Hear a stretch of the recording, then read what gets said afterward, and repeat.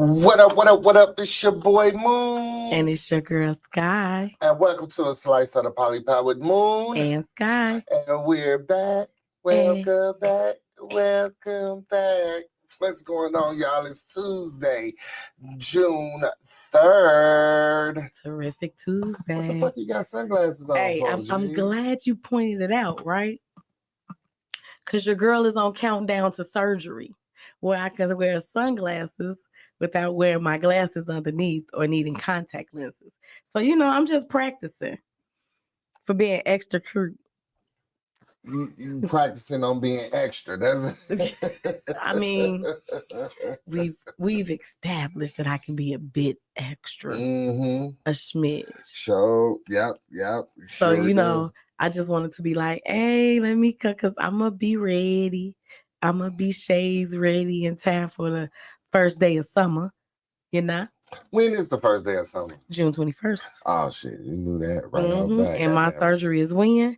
June 20th. Chicago, nigga. You right, because it might snow. You ain't lying. I had to do that one time for the fun time, G. I felt like you was hating a little bit, but I'm going to let it pass. Oh, no, I ain't going to hate on you now. I ain't going to hate on you. I ain't going to hate on you one time. Oh, yeah. See? That's me. That's me. Well, at least we know the sound working, G. I know I can hear it in my ear. I be prepared helping as the engineer assistant. I don't know if you saw my post I put up about the engineer. What was the post, G? What you done did? I said the engineer in here got the music sounded all sexy. I'm here spraying on perfume like I ain't been with him all day. Lord Jesus. You did. It was good music. I was like, okay. Oh, that's a good one too. Yeah. Sorry. And she said she was feeling herself. I was feeling it. You was feeling it? Yeah, man. All righty. We was trying to wait for a little bit. Well, we got 2 viewers. Yeah. Come on, y'all. Y'all got to get used to this new time slot. Hey, look, we've been on time, G. Yeah. We've been on time. We've been trying to get it, Like they got to get used to it. I'm doing a highlight. Okay. I'm working, baby. I'm working for a moon in the sky, baby. That's what we do. Look you see that right there? That's what we do. Booyah. Put followers. I couldn't. And then No. See, that's what I'm saying. See, every time you want to get ahead, it be this month. They don't want you to get ahead. They don't want you to be great. They don't want you to be great. They don't want motherfucker with 2 strikes to make it. They want a nigga with 2 strikes to go to jail. You know what I'm saying? Oh my gosh, the way we had to come in here today and commandeer the mics. Man, look, G. Whoo, that was a hey baby. What's up, Lynn? What's going on? Like baby? That was a doozy. Look, man. Like, yeah, you like.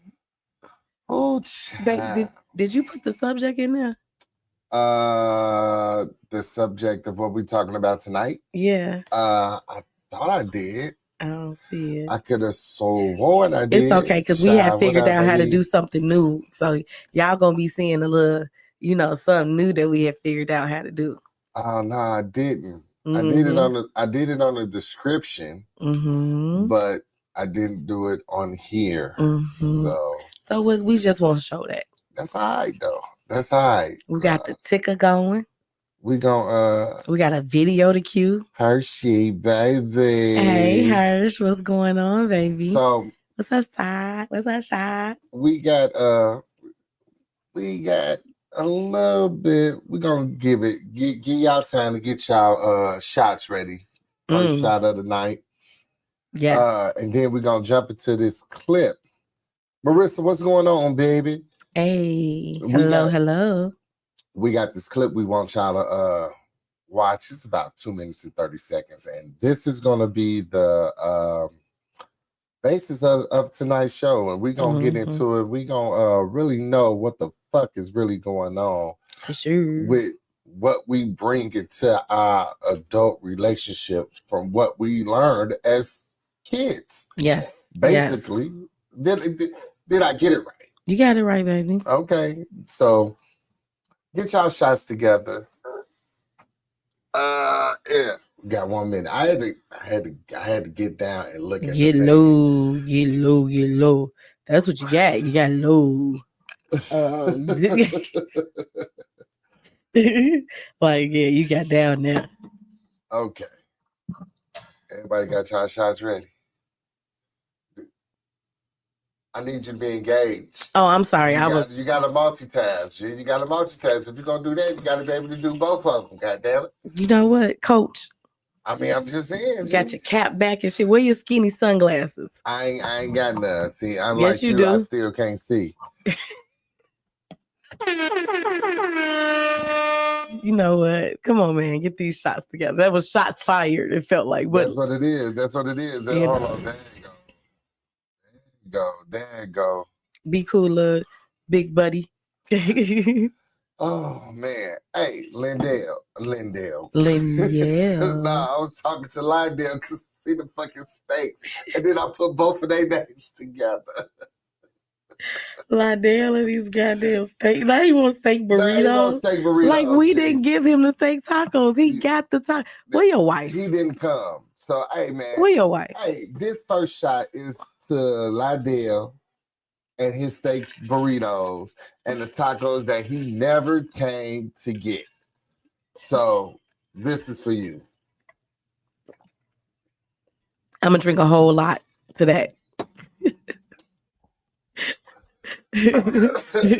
All right, y'all. Let's get into this clip real quick, and so we can get into this topic. Yes, y'all. All right, here we go. We're gonna bring that up here. There we go. And we're gonna do it. To show up and do stuff. We came from. I gotta start it from the beginning. Yeah, so you should have been like playing it on mute in the background. I wasn't playing it on mute in the background. Yeah, it wasn't singing in the background. So you see that blue go down. You see, hit the speaker button. There you go. So let's get there you go, and then don't what take the clip off and just show us and let it play on the other monitor, my love. It is playing. We can still see it. So take it off the main screen. Oh, you don't want it to be playing? No, because we don't have the sound playing, so why have it playing? Okay. So you want it like that, and then we could talk while it's playing. While you running it down. Yeah, on the other monitor. Okay. I'm confused on what the hell you got going on here. I want them to listen to the thing. Right, that ain't the beginning, is it? Oh, you want to let it play until and let it run back. Why I just can't?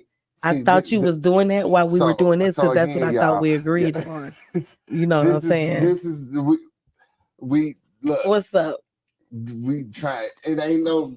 I can't take a thing and just roll it back. No, baby. Oh, that's bullshit. I had realized that when we brought the clip up. So I said, just let it play while we waited. And I had thought that that's what you was letting it do all this time.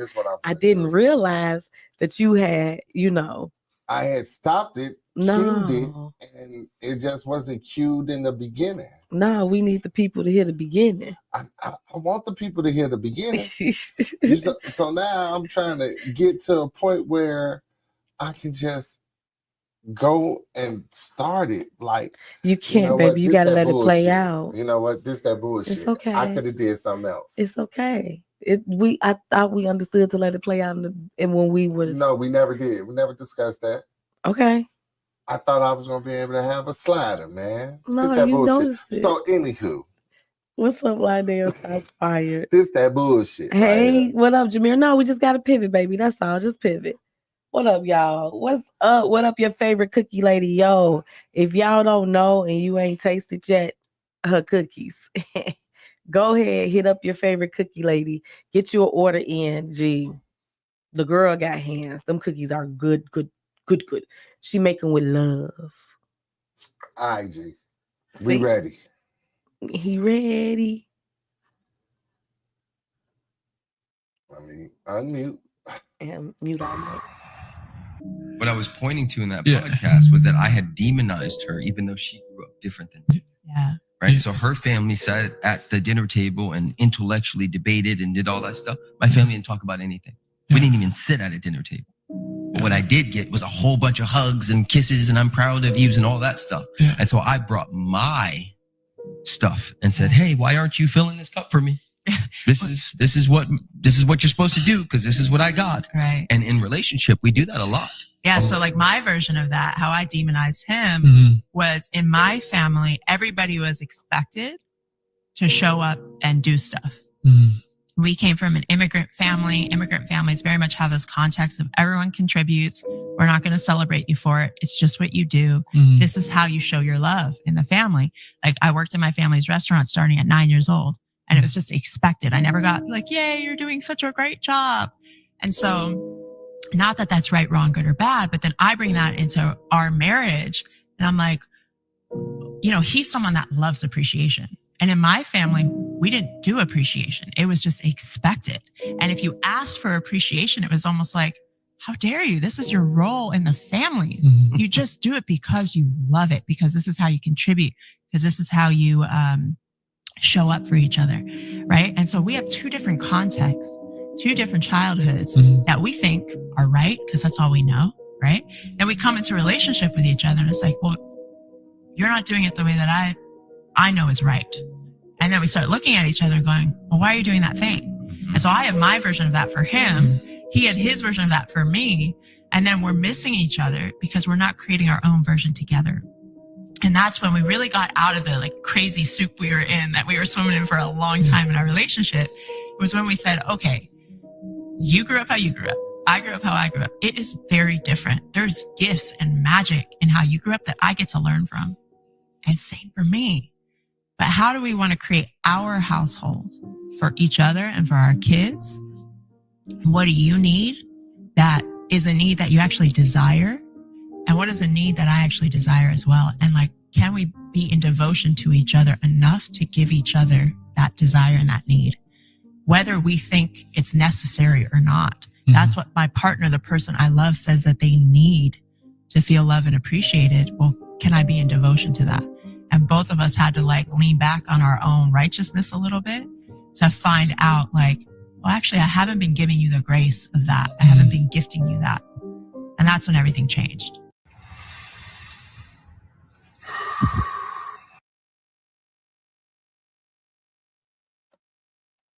That was a mouthful right there, man. That was a mouthful. And let's talk about it. God damn it, let's talk about it.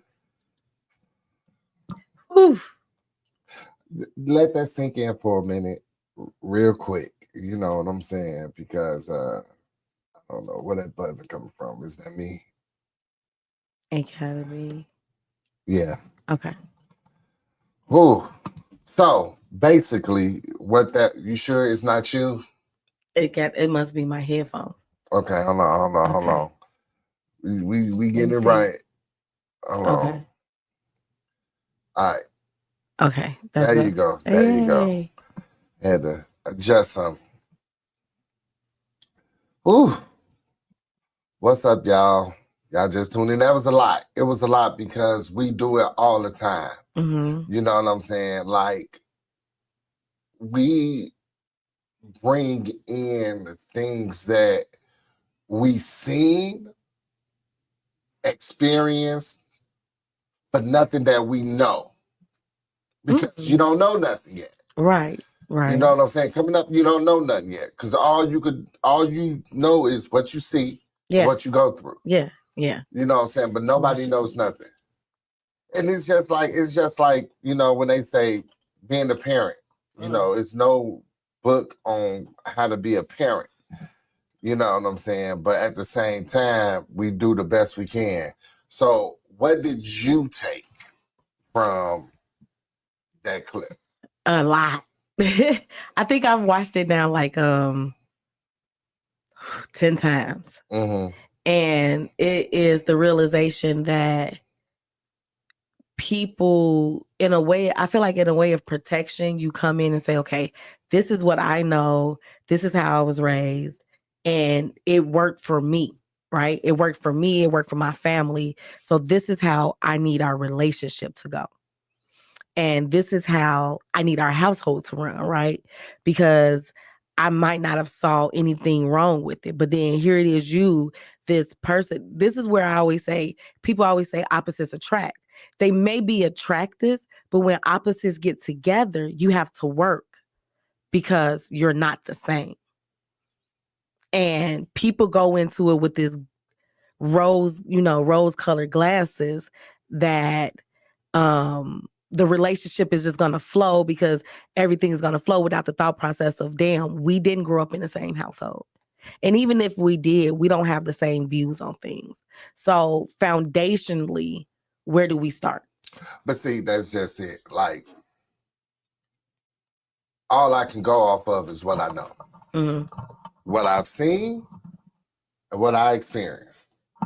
When it comes to, like, it's just like how you run your house, how you raise your kids.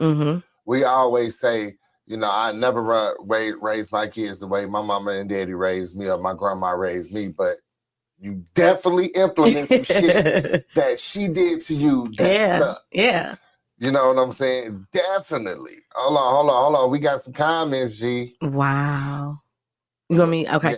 So me and Rashad was just literally talking about our upbringing. He grew up off survival and I grew up off love. So we match each other's formulas to make sure that our daughter gets the best understanding of love and survival at its best. She will make mistakes because it's inevitable, but at least she will have parents that help guide her without blindfolds.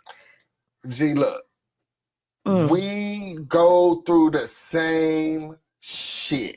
The same thing, G. We go through the same thing because I'm that guy. Your survival. All the time, G. Yeah. Gotta go, gotta get it. You know, I gotta hustle, you know, because my fear is being homeless again. That's the fucking fear, G. Yeah. And I don't give a fuck what the fuck I gotta do, G. It would not happen. And on my watch. Your fear is homeless and my fear is being hungry. Remember we talked about that? Like I'm afraid to be hungry again. So my fear is my kids not being able to eat because there was a time where as a child, I was hungry, but there was a shift, right? And so I grew up like the Black Wonder years. You know what I'm saying? Riding my bike in the suburbs, going all over, experience adventures. You know what I'm saying? There was hardships, yeah. I can't 100% say there was care. My grandmother loved us the best way she could. It was hard. So my mother was a hug and kiss parent. She always hugged us. She always kissed us. She always told us she loved us. You know what I'm saying? But when I think back to it, I had to figure some shit out. But see that's just it. Like my mom, like I got a lot from my mom in a short time.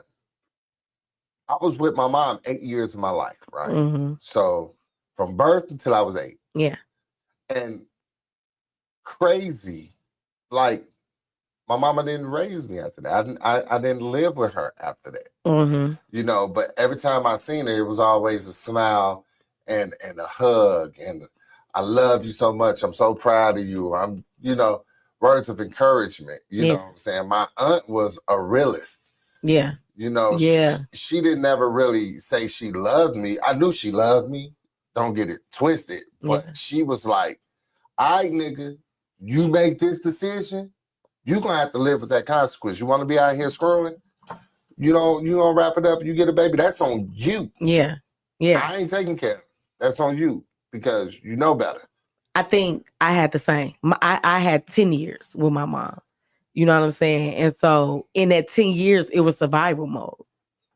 My mother was surviving. She started out at 16 with 3 kids. So she was surviving.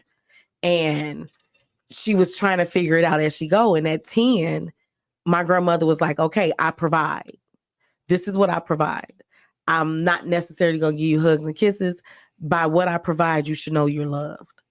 And so when my mother was away, my aunts sort of stepped in to be like, okay, I love you and give you loves like that. And then when my mom came back, you know, we got that from her. But again, she was in and out.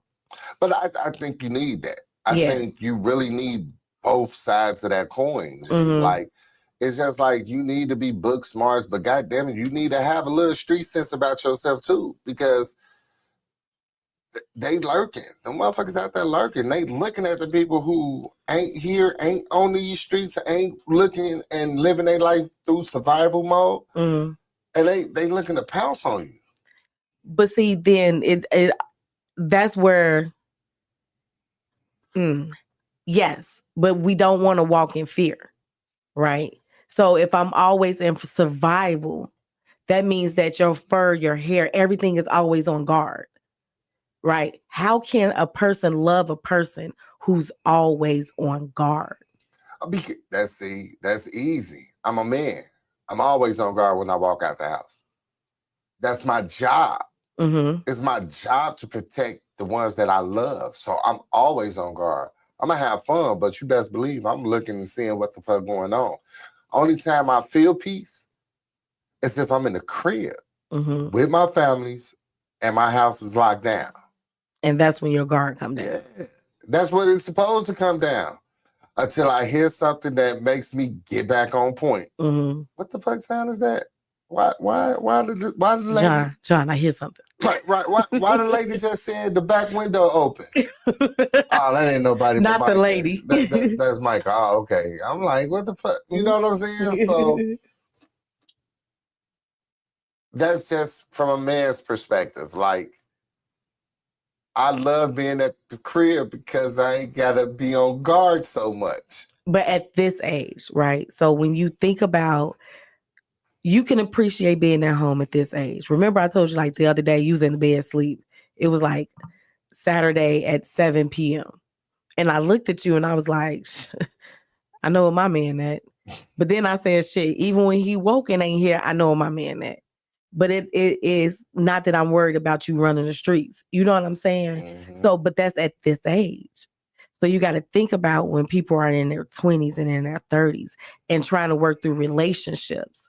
And we're not understanding that just because your mama worked 2 goddamn jobs and your sisters raised you, don't mean that you in turn need to have your family do the same. Yeah. I mean, theoretically, that's what you hope. You know, but even as a 20-something-year-old in a relationship, it wasn't even following what I know. At that point, I'm just like, I'm really like, I tell myself I've been grown since I was 16. That's when I really started taking care of myself, paying my own bills, not relying on the motherfucker to buy me things that I need. But when I was 20, I really felt like I was an adult. I had a job, you know what I'm saying? A legal job. You know, I was in a relationship. You know what I'm saying? That person had a real job and they was in school and we had bills and like real bills, like rent. You know what I'm saying? So it was like at that point, I was grown. Like, I don't give a fuck what I knew what I was supposed to do that was right. But that didn't interest me. It didn't. But did you think that early taste of freedom and then how you were moving and how you were raised affected how you moved in your relationship? Absolutely. And the grace granted to the other person? Yes. I feel like moving around as much as I did as a shorty, you could be here today and gone tomorrow, G. Like, I was ripped away from my mom at 8, G. So you leaving me is gonna tell what? It's gonna be what? What that's gonna do? Look, I'm gonna be hurt. Yeah. But I'll be all right. Yeah. I was all right when my mama left. You know what I'm saying? So you ain't my mama. We were just talking about how, you know, the only real unconditional love you get is from your mama. Yeah. Yeah. You can't do this. Nigga done murdered 9 motherfuckers. that nigga get caught. His mama is gonna be on TV like he was a good boy. I don't know what the fuck they talking about. That ain't my baby. He couldn't have did that shit. You know what I'm saying? Yeah. Daddy be on that motherfucker like I had told that nigga after he killed the first motherfucker to stop, but he kept on going. Hey, in most movies, the father turn them in. Oh my God, G. Like, yeah, they daddies be like, don't bring that shit over here. Real. Except for Catch Me If You Can. No, that was his. No, Blow. Blow was his mama. Yeah. Blow, it was the mama. Yeah. And you know what? I'll say this. Well, let's read the comments and then I get to where I'm at. Go ahead. Soul Taker says, I have that same fear of homelessness. I'll do almost anything to not go back there. Very bad PTSD from it. G. Rashad said, my fear of being disappointment and can't provide. That's the man shit. That's for real. Everybody's favorite Cookie Lady said, I had both. Barely saw my dad because the man kept more jobs than a Jamaican. So he put it in us young that if we don't go get it, we won't have it. My mom was and still is love, and she raised us to be that as well. So much so that she was trying to raise us on some, no matter what, don't let the love you give change. I had to alter that part though, because my love too motherfucking real to keep letting it land on an unappreciative motherfucker. It affected me as an adult with relationships because the moment is she gone. I agree. I think so. My thing is neglect, right? And I remember having that conversation with you when I told you the two motherfuckers that were supposed to raise me didn't. You know, and I had my dad for a small until I was like 5 or 6. I remember him, and then my mom until I was 10. And so after that, it was more so like the three of us had to love on each other, right? We had to keep giving each other the love that my mom gave us, no matter what. Yeah, and not to cut you, but that shit play a part when y'all get y'all own lives. Yes. Like, I could remember coming in and it was like, God damn it, G, like. In my family? Yeah. Yeah, because my sister, and the big part of that is my brother died, right? And so with my brother passing, she did not, and I at one point I didn't either understand that I still was protected by men in my family. I didn't lean on the men that I was supposed to, who I had built there for me, right? And so when I went and was in bad relationships and in abusive relationships, I didn't tell anybody. So when my sister found out, it was more so like, okay, I got to protect her because she was so used to me protecting her. And it was hard to get past that bubble because, you know, unfortunately, like as of siblings, we got each other. But then I started to branch out and realize I had my cousins and different things like that. And she wasn't there. And it was hard. Like we are remember I told you we called my grandma Ruthie Coleon. Because it's it's almost that hard to penetrate and get in because everybody's like, wait. And then for me, because of the neglect, I'm always ready to go. So at any time of trouble or issues, well, fuck it. This shit ain't work. It's time to go. And I remember the first time having to admit that to you, like, you don't understand. When we have arguments, I separate our bank accounts. I separate our house because I'm afraid that, you know, my issue is neglect. You're going to neglect me. So rather than deal with it, fuck it, I'm gone. And I've never been in a relationship where I've been so wrong. So that either means one or two things. I'm listening. That I've been in the wrong relationships. And what I was looking for previously was based off of how I raised. And when I really took a chance to say that you're not my type, is when I got what I wanted. But when you get what you want, sometimes because you don't know that you're getting it, you don't know what to do with it. Oh, my soul. You know what I'm saying? You don't know how to handle it. And so it becomes that fight or flight. And I have to ground myself a lot. Like people be like, oh, you don't understand what I have to do to ground because my soul is ready to run. Everything say go, just run, just go. Everybody else left. It's just a matter of time. But when I think about it, nobody left me in relationships. I left all of them. You hung your hat on that. I ain't never been dumped. But I'm not gonna hold you. Now that I've been doing the work that I've been doing, that ain't even a badge of honor. Like when I think about it, I ain't been dumped because nah, fuck that shit. I needed to leave them motherfuckers. I don't know. No.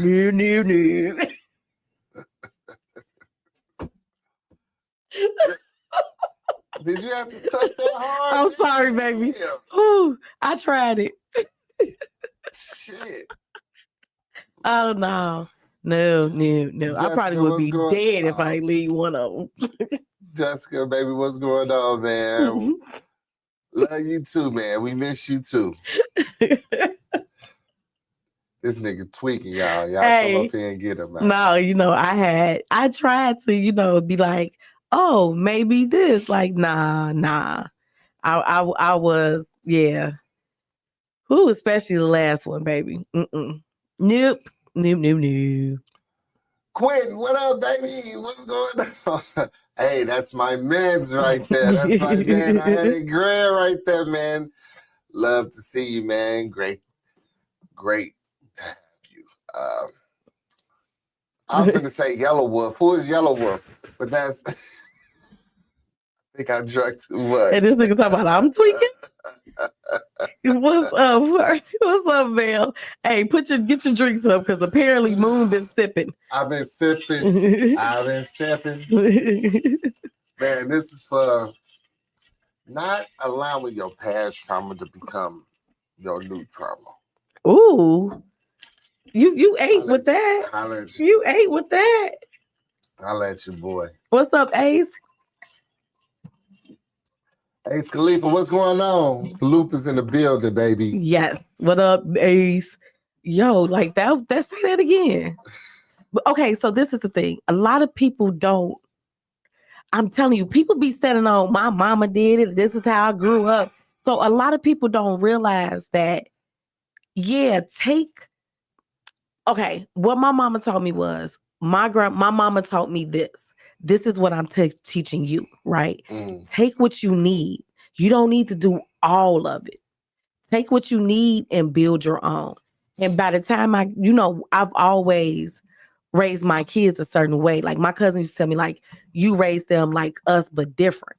Meaning like they could never sit in an adult's face. When we were dating, they had to call you Mr. John because you're an adult. Like you didn't have that intimate relationship just yet built. So they got to do it different for me. You know what I'm saying? So that was a part of the way that I grew up.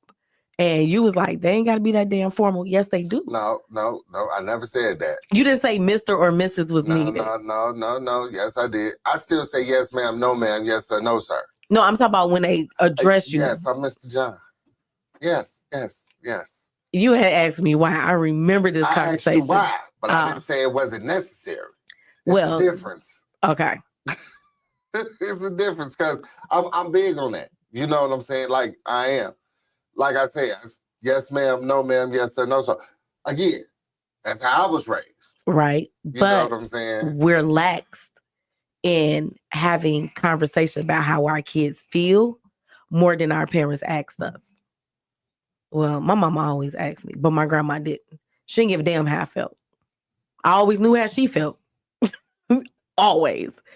She didn't give two shits about how I felt. And it was, you gonna do it? And I didn't ask you.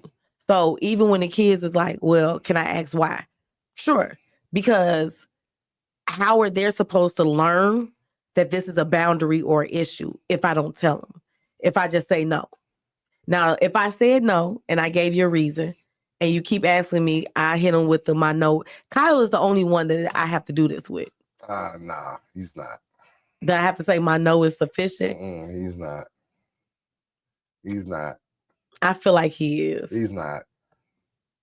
I don't play them games. See, I don't play them games because at a certain point, at a certain age, you're going to feel like you could test me.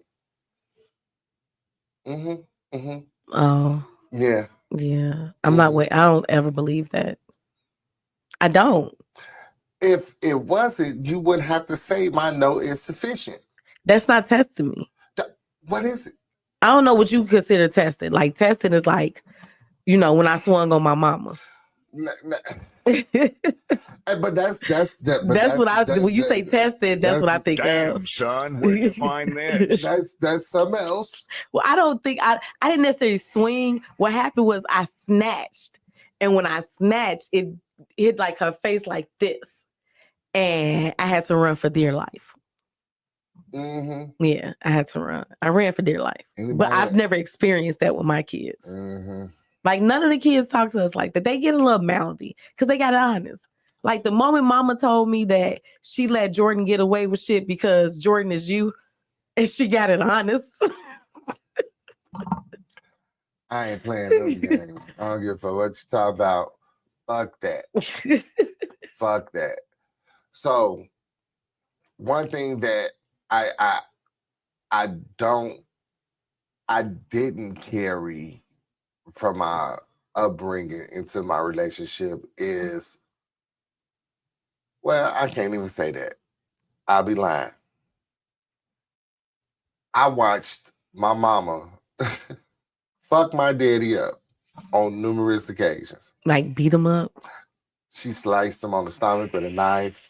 Ooh. You know what I'm saying? She used to, but my dad, y'all know me, my daddy is big. And if you see my mama a little bitty thing, but that motherfucker got a right hook out this world, G. But he never fought back, G. He never put his hands on her. He never did it. Never did it. And I always respected him for that. Mm-hmm.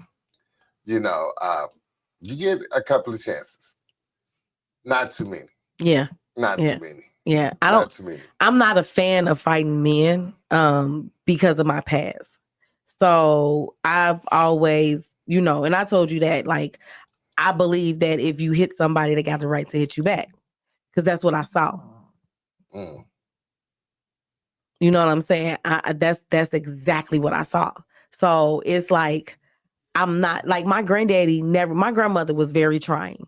Oh, her mouth was, whew. And you said it like, y'all got some mouths on y'all. Mm-hmm. We got it honest. And so that ain't no excuse though. It's not an excuse. No, I'm telling you, I'm just telling you about what I'm saying. That's all. Just like you told me about your mama, right? Okay. So I like watched my grandmother say some great things to my granddaddy, and him never put his hands on her. He did raise his voice a couple of times, and like I told you, his voice, like his voice was as deep as Barry White.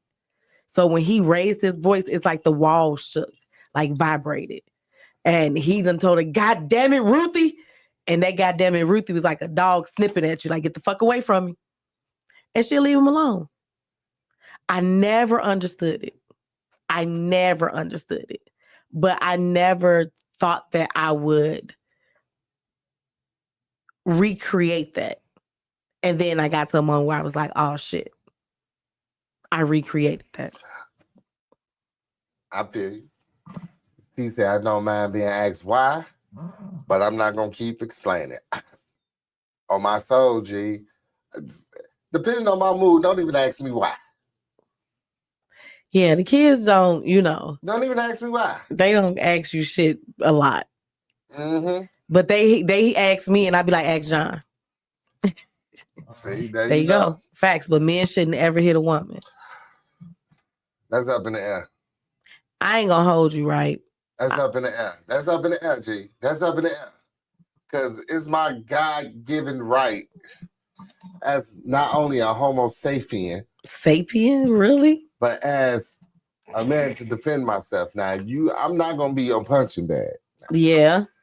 If you feel like you gully enough to keep on putting your hands on me, then I might have to give you a left hook. But that goes back to what I say. Like, I always say move with expectation. I'm not going to ever put you out and think you're supposed to come back. On myself. Because don't you ever put me out and think I'm supposed to come back. Mm-hmm, mm-hmm. You know what I'm saying? Like, I think we set that expectation in the beginning. And you set the expectation. If you ever hit me, I'm done. I set the expectation. If you ever hit me, I'm done. Like, there's no, you know what I'm saying? And we've gotten into very heated arguments. And never that level where I've gotten into just a turn of my head and got my face slapped against the window. You know what I'm saying? I've sucked my teeth and got my phone thrown off the window on the expressway and slapped all in the same time. So it's like, I get the difference in it, but a lot of women walk with this mindset that men shouldn't hit them, so they hit men. No, you should walk with your mindset that everybody in this world is able to defend themselves. No matter who the fuck they are. If it's the bum, the old lady, the baby, whoever you rock, you better be ready to get rocked back. Simply put, I don't care if you male or female. If I can't rock you, my cousins can. Just know, oh, you hit me, you gonna get hit back. I might not hit you, but your ass gonna get hit back. Know that. Now, yeah, I mean, I totally agree. Like, just being a man that has been in situations where I felt defenseless, that's not a good feeling. You know what I'm saying? That's not. That shit bullshit. Fuck that shit. Keep your hands to yourself. Yep. That's we gonna drink. Keep your hands to yourself. Because look, my brother got jumped, right? My brother got jumped by a gang of girls when we were younger, right? I think it was, I know for a fact, it was his 8th grade year. It was my freshman year. And so these girls who we had been into it with over the summer, on the first day of school, they jumped my brother because they had this mindset that boys can't hit girls. What they didn't count on was the 3 of us plus our friends coming back to rock their ass. And I teach my son the same thing. He may not be able to hit you, but his sisters can, and they got hands. And remember his best friend, Jasmine, what I tell her when I met, you was the little girl that was fucking with my son when he first moved here. Yo, I had to stop his sister on 2 occasions from coming up there and whooping your ass. And when she met Micah, Micah was like, hello. She was like, no, I'm not on that no more. Yeah. He might not whip your ass, but his sisters will.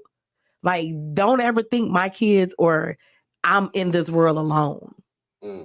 That means that you think you can get over on me. You could do anything to me. I might not have a daddy, but believe me, I got cousins. And they will fuck you up. And I ain't gonna hold you. Uncle Derek will too. I've seen them do it. So, like, give me one thing that you have taken from your upbringing and applied it to your relationship. Current or in the past? Whatever you. I like our road trips. It reminds me so much of my grandparents. They drove all over the United States together. And I mean, in Canada and Mexico. And I think they drove down to Venezuela or something. But they... Shit, you know how long that ride have to be for them to drive from up here all the way to... Hey. Venezuela, nigga? Hey, they made some stops. I ain't say they ain't make no stops, man. I done heard stories about a stop in Vegas. Car ride. Hey, look, my granddaddy said he was here to take to make her happy and take her wherever she wanted to go, however way she wanted to get there. But no, I think for currently that is one of the biggest things. One of the negative things is my mouth, being defensive with my mouth and using my words, and the feeling that I have to. I've always been told that we were soldiers and it takes a general to tame you. And in that thought process, that means it takes somebody to be over you to check you. And I don't need nobody to check me. I have to check self. You know what I'm saying? That's being emotionally aware. So if your mindset is always you need somebody over you to check you, but you fighting the person that's checking you, it creates way more issues than it needs to. I hear you. Shy say he got Sunday dinner. That's dope, G. I swear to God, we gonna come over there and eat. I'm ready when you are. Man. Lynelle told me just wake up, text her, she got it. Hey. Man. Both of us like, hey. We gotta get over there, man. We gotta get over there. Because we are not Sunday dinner people. We're not Sunday anything people. No. And I used to be a Sunday dinner person. And it was very stressful for me at the time. I'm over that shit. Like, I like the ease of how we move in our relationship. It was never like that when I was younger. Oh, and we eat together. Yes. We eat together. Like, that's big. I grew up with the kids eating at the table and no electronics at the table. Now, see, I'm thinking back. I don't know if I blocked out a lot of shit, but I don't even remember eat. You know what I remember when it came to eating? I remember like holidays and the family getting together and Thanksgivings and, you know, Christmas and Memorial Days, barbecue. Like, I remember those. Just every day, I don't remember. Oh, we ate at the table every night at 6 p.m. I don't remember. 6:30. I don't know if y'all know. I remember certain Fridays eating JB Alberto's though. or Uptown Barbecue right there on Wilson, goddamn it. Oh, Nick's Sports Pages. My grandparents always ordered pizza on Friday from Nick's Sports Pages. And it was up the street from us. It was some good ass thin crust pizza. You had to say thin crust pizza? Yeah, it was thin crust pizza. I had to say thin crust. Danielle said, I got y'all. Just let me know. Sunday dinner is a staple for us. And T said, I brought into my relationship from upbringing is never give up no matter how tough it gets. Ooh, and she said, I feel that. I'm not okay, T. And both of us pause. Where you go, John? I'm right here. Okay, so it's hard for us to. I agree with that to a certain extent, and I say it's hard because both of us are previously divorced. Okay, definitely. And we both are the ones who, like, I asked my ex to move out, and you moved out, right? Yes. So people would say we didn't give up. We gave up, right? However, I didn't give up on a relationship that was healthy and going in a healthy direction. And I didn't have a partner that was willing to work towards the no matter what. It was like, you fix you, and I'm going to sit over here.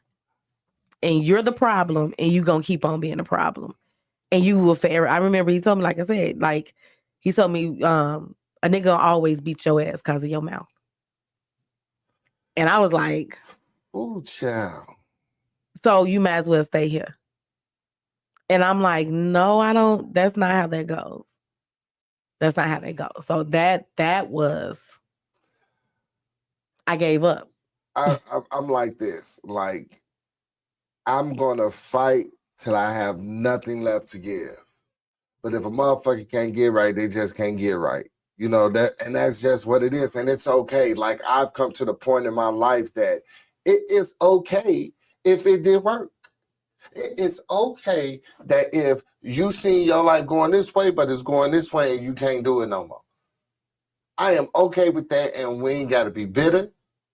I ain't got to curse you, and I ain't got to act like I ain't never loved you before. That's just why, and I expect the same.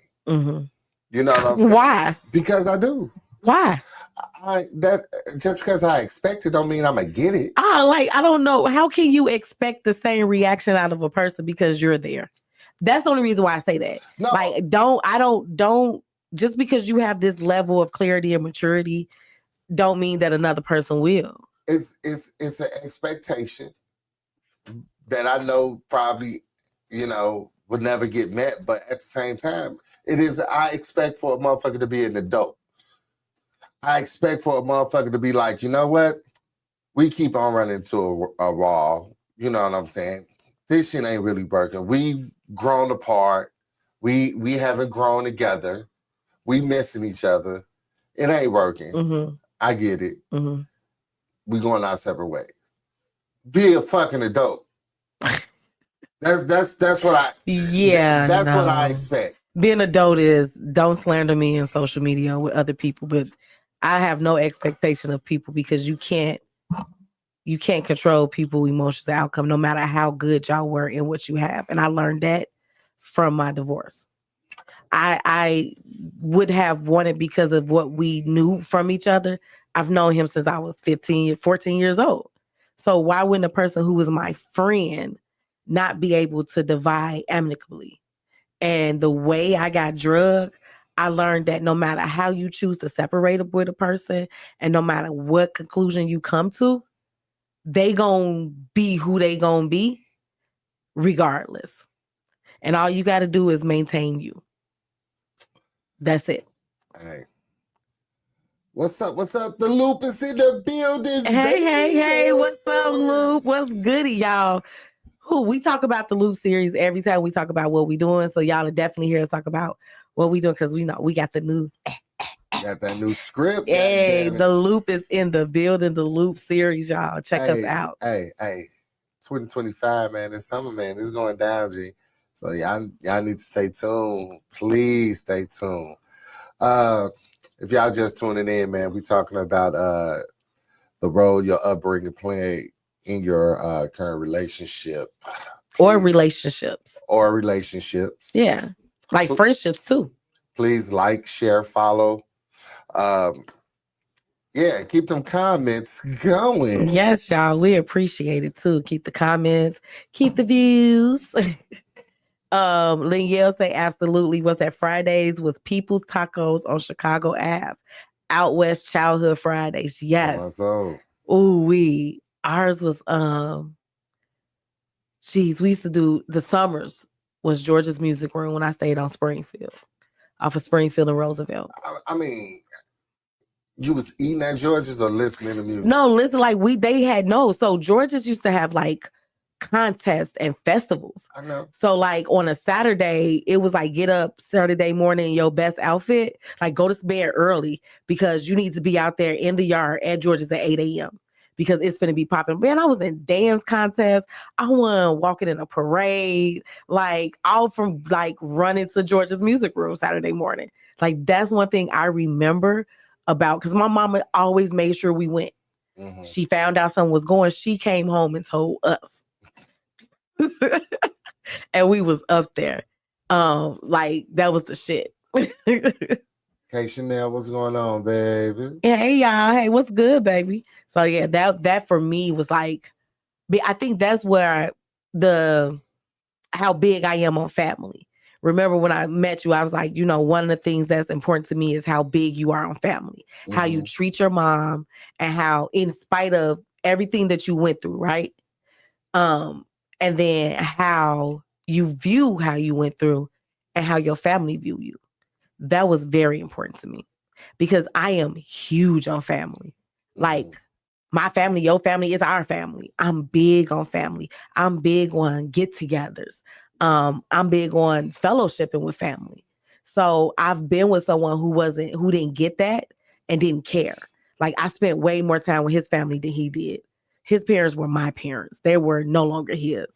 Like I cooked at their house. I slept at their house. I spent holidays with them while he was at home. You know what I'm saying? So he was never like, even his siblings. He only had 4 brothers? You got 5 sisters and a brother. Mm-hmm. And you keep up with all their asses. They keep up with you. They love the fuck out of you. So for me, I needed to watch that. I needed to watch like how you dealt with your family. Because by me being so close to my mom, in spite of what we went through, it was big for me to see that from you as well. What's up? Ooh, my upbringing taught me self-sabotage. I thought that relationships had to overcome difficult circumstances like cheating or outside children to be long-term. Oh, whoa. And unfortunately for us as a culture, like, yeah, that's what we see. Yeah, we see, moms taking back cheating ass, husband, baby daddy, whatever, for whatever reason. You know what I'm saying? Like with families around the block or or in the next town. In the next town, the next project. Shit. Facts. In the next building. Like that's real shit right there. And excuse that as ride or die behavior. And I remember being in toxic relationships, 03 Bonnie and Clyde. And I think when I became like 34, 35, I was like, I don't fucking want to be Bonnie and Clyde. They died in the end. I don't want to be Romeo and Juliet. They died. My thing was Bonnie and Clyde, be my Bonnie, pay a bill. That's my ride or die definition. Mm-hmm. I don't need you to go out and start shit. Mm-hmm. Or if I'm in some shit, be right there causing shit. Mm-hmm. Nah, pay a bill. Pay a bill. Pay a bill. Encourage me to do something great. Mm-hmm. Do something great yourself. Yeah. You know what I'm saying? That's my definition of ride or die. Got you. You know, even when I was back in my younger years, I never liked the loud bitch. Mm. Never. Oh my God. For the wrong reasons, because baby, I be loud. No. You're loud as you cute loud, because then you'll turn around and say I'm a loud West Side nigga. But you loud, you be way louder than me. So I just be confused on the level of loud I'm talking about. What's going on. So I just be like, okay, you got it. But no, just rambunctious, disrespectful, you know, just I hate that. Yeah. I hate that out of a woman. Mm-hmm. You know, I learned a long time ago, women are the most powerful beings on the face of the earth. Mm-hmm. I get it. Everybody don't need to hear it all the time. I'm not telling you to silence yourself. I'm not saying that. But goddamn it. It just ain't for you. It ain't for me. Yeah. It ain't for me. I don't like a loud ass nigga. Like your loud is different too. You know what I'm saying? It's moments where motherfuckers be like, where John at? And John posted like, and they like, bro, you good? He like, I'm good. And he be perfectly fine. Well, Dre said Sunday, like, I need you to get a drink, bro. Like, sit down. Like, he was like, I'm good. I'm just tired. Good, but it's like, if you not, you know, Mr. Snow Shirts, it's the same thing. Like people who see this side of us sometimes expect just that side of us, right? And so when we are not that side of us, they always like, y'all good? You cool? Everything. And I'm like, I ain't always turned up. I be chilling. Hey man, look. Niggas be tired now. Niggas be tired. I'm just here just to enjoy the vibe. And they might play some twerking music. I might throw my booty a little bit, depending on how my back and legs feeling. You gonna throw that ass. you gonna throw that ass if you ain't gonna do nothing else. You gonna throw that ass. If they play my song. Oh yeah. You know, but it's never an issue because I'm not a stand on tables, drunk and fall off and cause fight bitch. You know what I'm saying? If I get drunk, I want to have sex and food. Like, come on, you coming? You're gonna get naked? Jonna, we're gonna see her titties. Ooh, I want some French fries. Like I'm not I want to fight. Fuck her. When I was little, they motherfucking like, yeah, no. And I remember that time. Like, no. I couldn't stand an aggressive drunk. Man, look. Like old lady legs. Old lady legs, goddamn. What you mean? Talking? Yes, she is. Oh. See, I'm a nice drunk, ain't I? I'm such a nice drunk. You are. If I don't go to sleep. I just sitting here thinking like, I've seen a couple of relationships growing up, but do I take anything from them? Probably not. Really? None. I probably do. I have to really, and I've been thinking about it since, you know, I heard this. I've been thinking about it. So that's crazy. My grandparents was married, right? Uh-huh. But towards the end, I think my grandma had enough of my granddaddy and wound up leaving him. I'm talking in their 80s.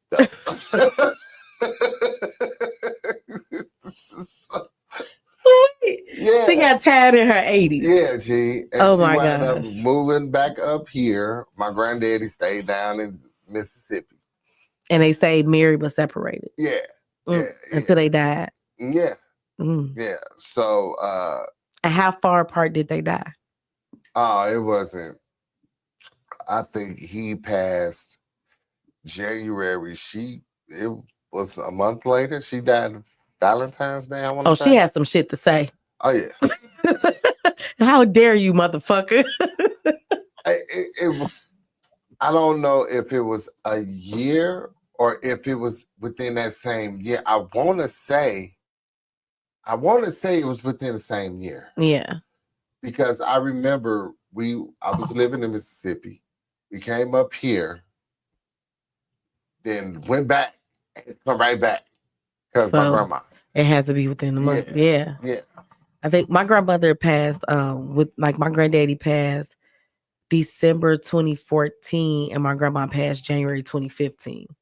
So she wasn't far behind. But when he died, she told me, she's like, wait, say that again. So my granddaddy passed December 24th. Oh no, that didn't sound right, did it? It sounded like she died the next month. Nah, she didn't. 2016. Yeah, 2016. Okay. It was 2016. Okay. My bad. It was 2016. It felt like it, but it was, she got sick immediately after he died. Mm-hmm. Like she was diagnosed with lung cancer. And this is the fucking kicker, right? My granddaddy been on oxygen since like the 90s. And my grandmother smoked cigarettes in the bedroom with him while he was on oxygen. Now the oxygen tanks was downstairs, right? So it was a cord that snaked through the whole house upstairs. And he walked around with this goddamn cord when they initially lived in Dalton. And she never had lung cancer. She quit smoking like 5 years before that. He died and she got lung cancer. And she wasn't long gone behind him because she told me, like, when we were headed to the hospital, and I've shared before, like, she was like, I'm scared. And that's the only time I've ever heard my grandmother say she was scared, is when we were headed to the hospital to see about my granddaddy, when the hospital called for us to come. That's the only time I have ever heard my grandmother say she was scared in my life. Wow. You know what I'm saying? But I always say that I want to love like my grandparents love. I just don't want their love. If that makes sense. It don't, but I get where you come from. Listen, this is it. I don't want their relationship. But my granddaddy loved her unconditionally. And well, we talked about unconditionally, but he loved her. He loved her to his core. And she loved him because we used to say that if she went first, he would follow her immediately. But if he went first, that lady was too honorary to die. And she died within a year. Mm-hmm. So it was like, wow, I didn't realize she was fronting. Yeah, exactly. For all of us. Yeah. It has to be a reason. Like we used to always be like, I love my grandma and I love my granddad. Why the fuck is he still here? You know what I'm saying? But it was something. Whatever it was, he carried it with him because he did exactly what he said he came to do. He took care of her and he made sure she went wherever she wanted. She never owned a pair of boots because she never walked in the snow. She walked from her house to her garage and the snow was shoveled. When she got garage, like she walked in the garage, the car pulled in the garage, her door opened to the side that the door opened. And she got out and walked in. She walked from the inside of her other house into her garage. Baby, I love you. You gonna keep a pair of boots. I like boots. You gonna keep a pair of boots. But you do take care of me. Despite our ups and downs. And at first it was rocky because I remember us having that conversation where we both were like, look, just because we into it don't mean that we don't need to take care of each other. We need to deal with what we into it, but we're in a relationship still. So all that shit gotta go. Yeah. You know what I'm saying? All that I'm ignoring you, I'm not feeding you, I'm gonna eat in front of you, I'm gonna go buy me some food and sit in front. Like that shit dead. Like we still gotta run a household, we still got a family. So we got to figure a way to take, like, I'm going to cook for you and I'm going to cook with love because I love you, but I'm going to bring you a plate and I ain't going to talk to you. You know what I'm saying? True. You'll go buy me snacks and bring me the snacks. You ain't going to call me. Mm-hmm. We cool. You'll be like, hey, I'm going to the store. You want something? Every now and then. But for the most part, you just know what the fuck to get and you do it. Right. You know what I'm saying? Right. We still move in love despite what we got going on. A lot of people don't do that. And I watched my grandparents. Like, I remember I watched them move in love despite what they had going on.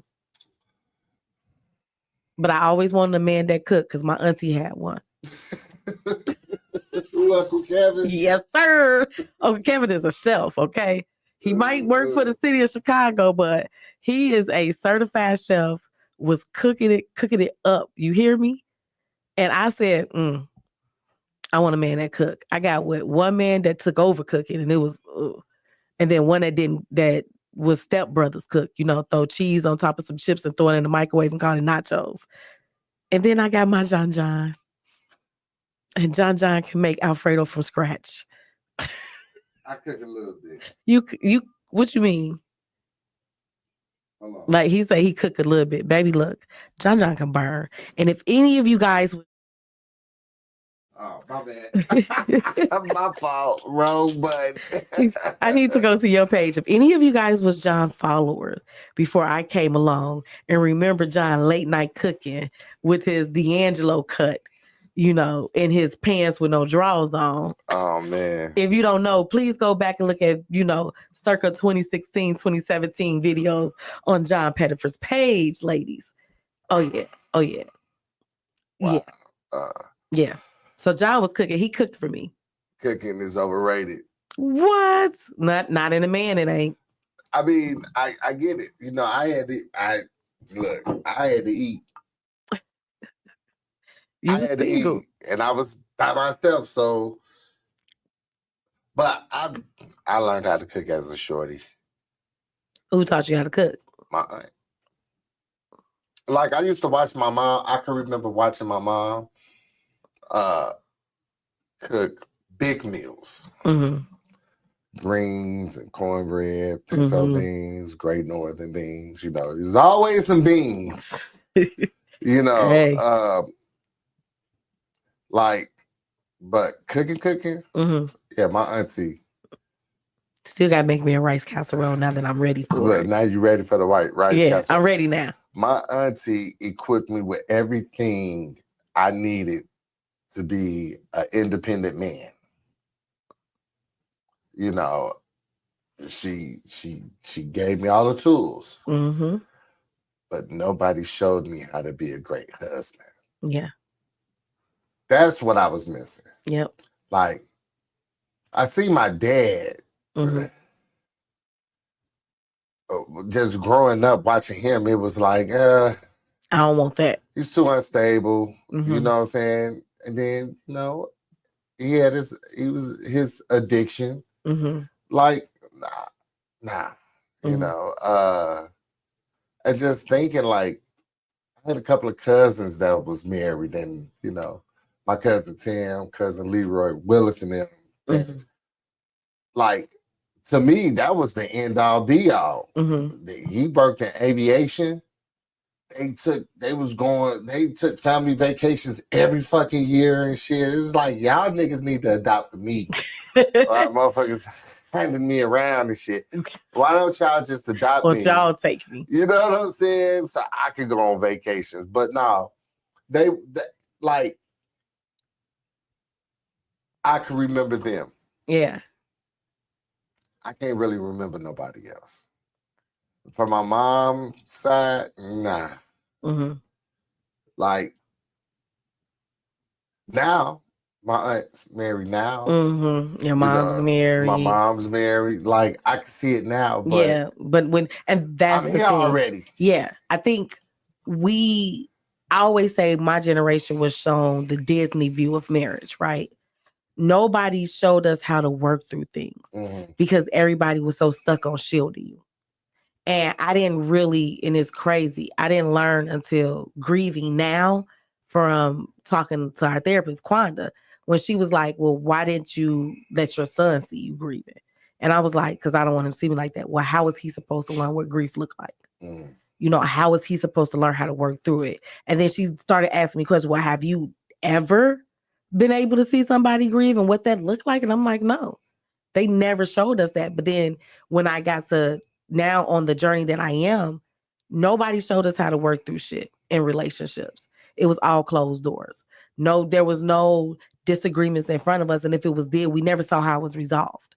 You know what I'm saying? Everything that I know how shit should be resolved is what I either think or what I saw on TV or the shit that I heard. And the shit that I heard was gangster shit. Like, you know, family members having to check they niggas about being with other bitches. And, you know, that shit. Like, nobody was like, this is how you resolve conflict in your marriage.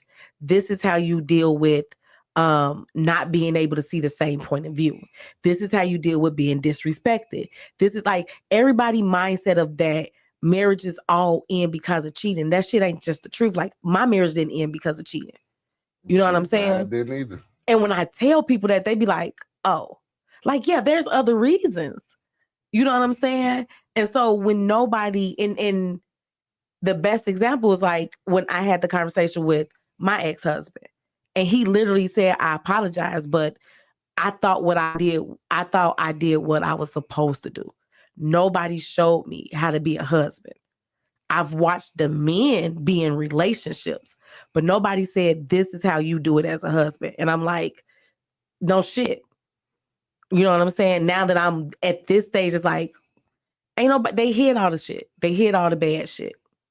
You know, for the most part, they hid all the shit that was pertinent on how you deal with it. Nobody broke that down.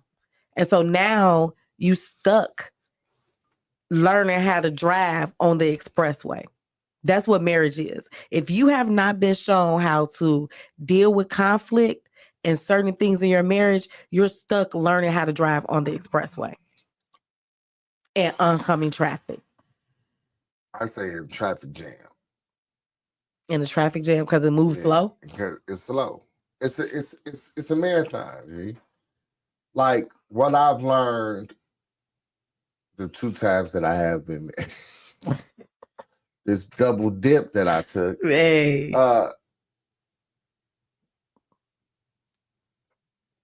It's not more so about sacrifice than it is understanding. Mm-hmm. Because everybody ain't got to sacrifice everything to appease the other partner. Yeah. You have to be understanding to what it takes for that partner, your partner, to be happy. Mm-hmm. And then be selfless in giving that to them. And are you really, really willing to be that selfless? I don't think love, like we had that conversation about love being unconditional, right? And I was like, all love come with conditions. All relationships come with conditions. So it can't be unconditional. Who made that bullshit up? Like we've been lied to, y'all. We've been lied to a lot in our life. Gee. It's the like, Bible. Love is unconditional. It's that Bible. Because if you supposed to love, if man is to love his wife as God loved the church, and God love is unconditional, then if so facto, your love got to be unconditional, right? But if that was the case, people would stay with people that whoop their ass, molest their kids, you know what I'm saying, rape and pillage them. It's like, a lawless game. Exactly. Or people will be with friends that disrespect them, that come to their house, that steal from them, that beat them up. Like it, all ships come with conditions. I'm sorry, I don't give a damn if it's the Tom Joyner. I don't care if it's the if it's the Carnival. All ships come with conditions. Check this out. My love come with conditions. And the main condition is you treat me with respect. Mm-hmm. Like, yeah. Why would I be with somebody that constantly disrespects me? Mm-hmm. You got me fucked up out here in this world. Please, yes, my friendships, you know, all my ships, like you said, yes, they come with conditions. Especially at this big age I am now. Mm-hmm. Like, I don't need to be a part of the cool kids club. Right. I'm a cool kid. I've been one. Yeah. You know what I'm saying? I'm still kind of cool a little bit. You know what I'm saying? You the unk around here. Look. In this building, baby. They quick to call you old. Look. And it feels funny. It feels funny because now I'm wearing a lot of elastic waist bottoms. That's just for now, baby. That's just for now. So, you know, but I can remember being the guy that looked up to the older cat. Yeah. Being the 23-year-old or the 25-year-old or 30-year-old looking up to the 40-year-old. Mm-hmm. You know what I'm saying? Like, it's amazing how you could think of something, right? And you got it like in your mind, but when it comes to putting it out, you be like, that is not so what I envisioned. Man. Like, what the fuck? Like, you think you're going to be in love and you're going to just mosey on through life and nothing is going to take y'all down because y'all dating for 6 months was awesome. Yeah. You know what I'm saying? Y'all never really had any real problems because you never lived together. You know what I'm saying? Then when you live together, you realize, like, this nigga don't take showers. He just wash up every day. Oh, he don't put down the toilet seat. Right. Ooh. Like, or he piss on the toilet seat in the floor and don't wipe that shit don't up. wipe it up. Like, oh crazy my work. gosh. Like, yeah. You know, like, she don't get her feet done for real. She just paint over the toenail polish she had on already. Like, ooh, like Lord. her feet really stink for real. Like, ooh. You see all that and it's like, oh shit, now I done found this year lease. I'm stuck in it for a year. And then a year passes, you like, let's see where it goes. Not pop pants. Man, G, look, I was looking at that. Hilarious. Hilarious. Pop pants. Everything come with conditions, even God's love. You right. God's love do come with conditions. So I think and I remember I always say to continue to be in love is a choice. Because that means despite everything that going on and we got, I still choose to walk in my commitment to you. And that falls with the outside of the conditional shit. But see, that's gonna be the hardest thing is to choose you over the marriage or the relationship. Mm-hmm. That's the hardest thing to do. Most people find it hard to choose them. A lot of people find it hard to choose themselves over certain shit that matters. And it's because we're conditioned that if you choose yourself, you're selfish. So like when people say, I want a partner, don't no man love you unless he love you more than he love himself. Right?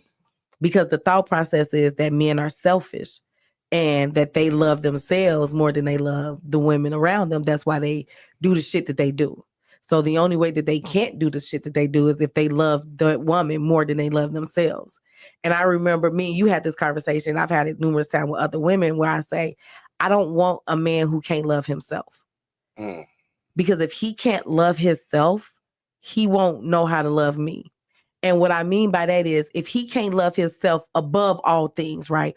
Above him maybe losing a job or not working, not being able to take care of himself the way he wants to, not having everything he needs, right? If he can't love himself unconditionally when he's down, how the fuck is he going to love me unconditionally when I might be sick or without a job or need him or grieving? How? He don't even love himself. But I know I'm gonna get some flack for this. But all the women out here that want a thug. What that mean? You know what I'm saying? That's the same concept. Like when you out here, you doing dirt, right? I can remember being a good guy. Mm-hmm. At a point in time in my life, I tried to turn over a new leaf, right? Oh, I was like too straight-laced. Like polo button all the way up to the top straight-laced, right? You was like that once? For a brief moment. You see, do anybody got pictures? Can you give me testimonies? It wasn't. I need to know what time of life this was for him. It wasn't like that. But I'm just saying, I remember all the women, they G'd for the bad guy. You know what I'm saying? They was out here doing goofy shit, you know, not loving themselves. What woman was that? I mean, women. It was a lot of different types of women. Educated women. Crazy. Now that I think about it. But you can say the same about men. I'm just telling you my experience. You absolutely can. Because it'd be a lot of these look. No, not they want the hoes. Oh no, they waste the time of the good girls. Yeah. And you know what I'm saying? With the hoes. And see, this is the thing because there's someone currently in my life that I think he's a good guy, but he a hoe. And he's trying to portray that he can possibly not be a hoe. But to me, he's been wasting this good girl's time. He's been wasting her time. He's been wasting her life. And I've had way too many friends who want the good girl at home while they out in these streets being a hoe. So when you sit here back and you think that, you know, damn, I wanted that good girl and she going for the bad guy, she probably been fucked over and she ain't going for the bad guy. She just over this shit and she ain't looking for a relationship. Because I had niggas say the same shit about me. And I was like, no, it's not that I'm going after the bad guy. I just don't want no fucking relationship. I'm not in the mood for a relationship. You want a relationship, that nigga don't. So I'm gonna go fuck with him. Well, that is. That is. Chicago, nigga. But y'all know what it is, man. It's 8:24. Yes, sir. Insert podium. There. Shizza. Man. Today's Tuesday. Y'all know what's going on. Y'all know what the fuck it is, man. What's going on Tuesday night? It is Tippy Tuesday. Y'all know it. Yo, check out Tippy tonight at the Licorice Lounge on 87th and St. You Lawrence. better say that shit. All right, y'all. On 87th and St. Lawrence, it's Taco Tuesday and Tippy Tuesday. You get you some steak tacos, some barbecue tacos, some Creole tacos. No, but you can get you some steak, some chicken, some beef tacos. I think they got church chicken, nachos, everything. They got the Long Island pictures. The DJ be on deck. It be a nice little vibe. The smoking tent, and it's nice outside. And we might slide through, G. We might slide through. Might slide through. So a nigga be asking questions at home, and he be like, "What you mean?" We might slide through. He gets to sipping over there. He want to change the plans. But no. Check out Tippy. You can find him most weekday nights at the Licorice Lounge. Definitely look him up on Instagram. No, Facebook. He don't have an Insta, do he? I don't think he have one. What is Tippy Dad's name on Facebook? Tippy Bell. There you go. Tippy Bell. Look him up on Facebook, Tippy Bell, and he have whatever he got going on at the Licorice Lounge posted on his Facebook page. Oh my God. What else? We just had the Slippery When Wet Me for More party was this past weekend. Was it this past weekend or last It was this past Friday. I know. It was this past Friday. It was so long ago, G.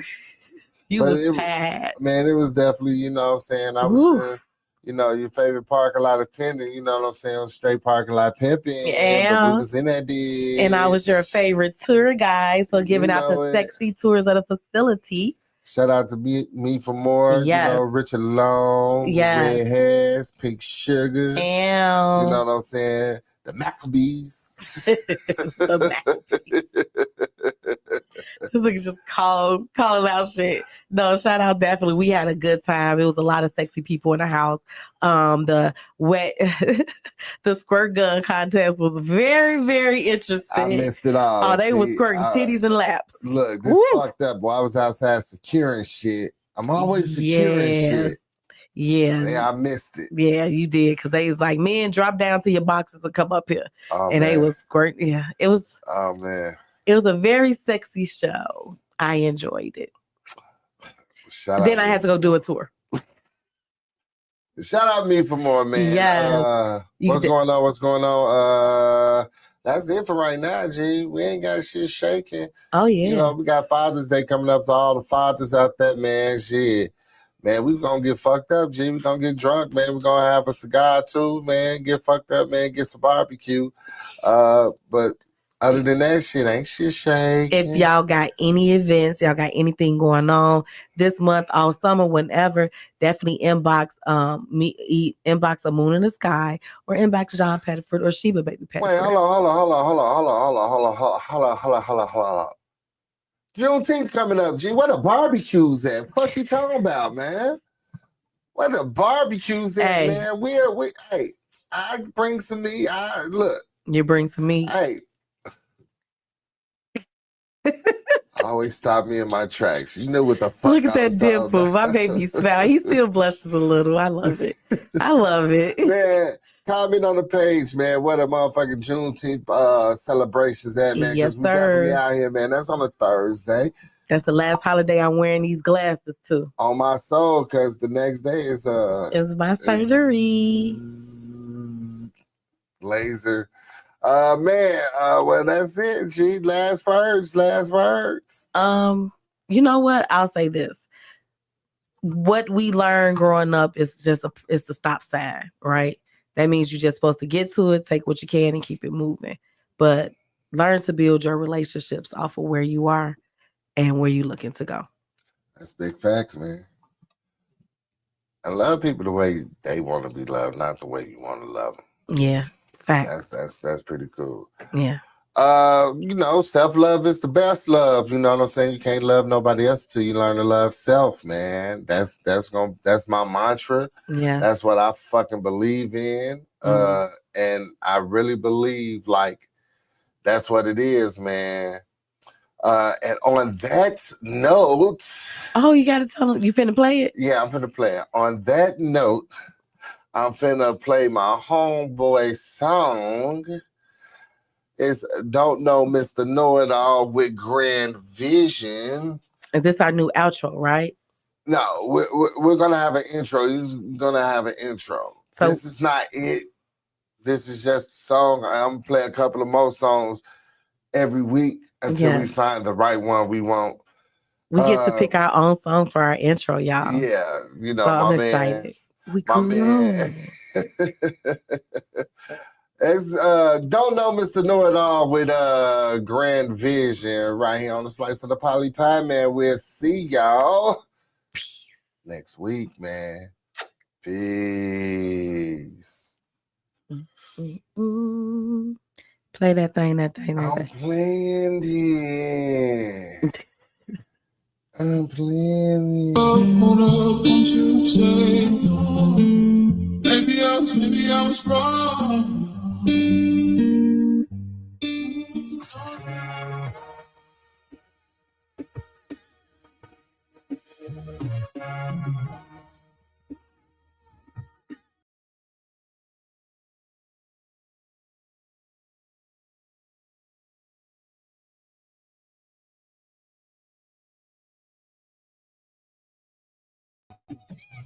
I'm just focused on my goals and my grand visions. That's just how it's supposed to go for a man driven. Trying to make this transition through this damn mission. Till I break the transmission of the damn engine. The wheels rolling, but you'll never see him tire. Ain't no time to kill when you trying to get them higher. Ain't no time to chill when you building your empire. There's loyalty for royalty and him sire, him fire, pressure, a diamond, blinding. They're staring at the glare of the sun shining. Need I remind them how to find bling bling. Got a real dream team and a real mean scheme. I ain't never seen a ghost before, but I done seen things. Like somebody getting ghosts from those who miss the clean things. Everything I rap that China white and miss that ling ling. They obsessed with the type of pack that make the fiends lean. Even if we ain't rich, you can see the ching ching. Even if she ain't my chick, but I'm still at Queen's King. I can do this anywhere. I don't need the green screen. Got it locked behind these bars. Never been the same thing. Coming from the Windy City, really, who more thorough? Need my respect from the West Coast to the New York Toros. They've been begging me to do more. Plural. I make hits, plus I paint pics. Euros. You know when you trying to stack them euros and take rigorous training. This is a euros. This been drugs, killing and banging. I'll elaborate. I was once one in a lab with weight. Cousin in the kitchen whipping, scraping up half the plates. Then could dish it off at a faster rate than half the state. I have to state the fact that this track will attract the greats. There's a lot going on in rap that's a smack the face. I'm practically the chiropractor, here to get it back in place. Wait a minute, I just lost my top and don't know where it is. This a reality check of just how rare it is. I control this narrative. Say like, there it is. What I'm giving you is proof of how unfair it is. Notorious, but I'm not the person to compare to big. I was never ready to die, just prepared to live. But growing up the big as a kid was incredible. Someone to give credit to who did things we could never do. Now I'm on that path. I'm just trying to do what legends do until they feel my rap and remember my name forever too. Like Mr. Know-It-All is truly such a clever dude. Every piece of work has art that's impeccable. I'm never here to heckle you, only here to inspire. Really got it bumping, got me jumping out the gym higher. How I'm coming on this track, don't have them scared of noise. Just know when you coming from the rack, you can't be paranoid.